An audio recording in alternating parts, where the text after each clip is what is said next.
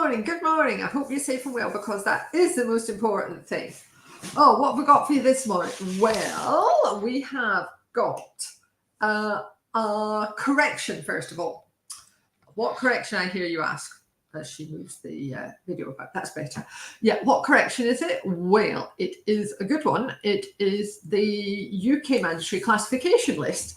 Now, nerd fans of Brexit will be aware that there have been various things that went wrong in the Brexit legal transition process. The first thing was the 8th, is it the 8th? I can't remember. Anyway, we had a situation where the CLP amendment for poison centre notification, which I think is the 8th annex, but don't quote me on that because it's a bad morning already. That was brought in inadvertently into UK law, and that had to be taken out. And now we have had the 14th and 15th ATP to CLP, EU-CLP Harmonised Classifications, which everybody thought had been brought into the UK's mandatory classification list at Brexit, turns out didn't happen legally. So although they've been on the list and everybody's been using them, we've just had to go through a process where they have to be signed off by the Secretary of State, and now they're genuinely, definitely on.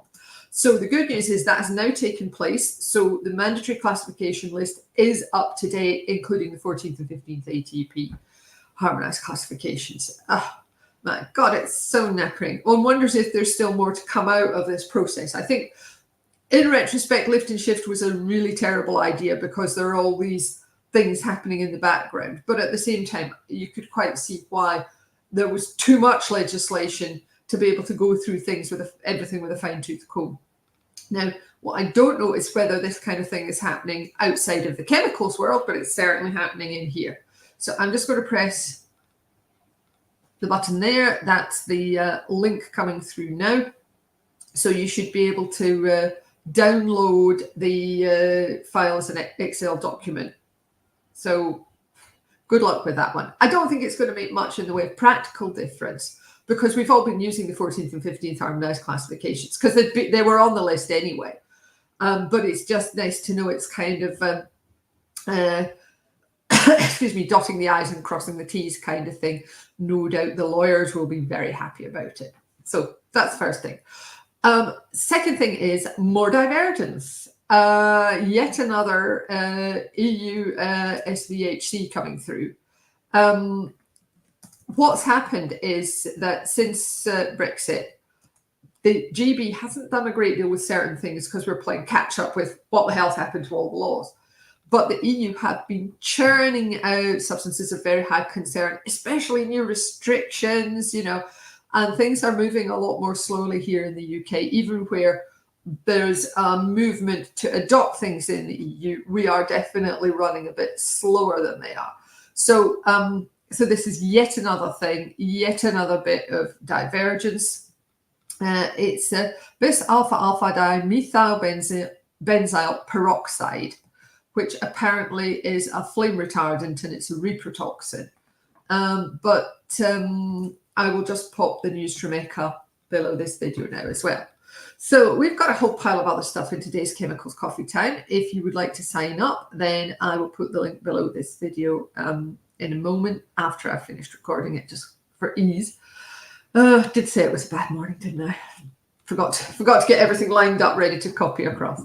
But yes, so we do talk over about a number of things today. We've in particular, there's more coming out from the EU's legislative act.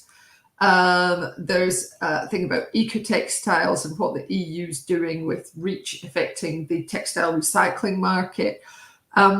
Yeah, there's such a lot in there that it's well worth having a read. Anyway, I am going to move swiftly on to Reasons to be Cheerful, which is another Monty Python. I'm really in a Monty Python mood at the moment. Of course, if you'd like to see something different, then please send me your suggestions forward. Always happy to receive them. And I will pop the link here. It is Beethoven today. Although I believe he's misidentified as Mozart in the YouTube clip, but no matter, it is most amusing. So, raining again today here, by the way. Wasn't it nice to have summer for a few days? Anyway, it's bound to be absolutely tipping it down over the weekend because we've got Glastonbury and then we've got Wimbledon, both of which are known for their sunny and dry weather. #sarcasm. So yeah, usually thunderstorms this time of year.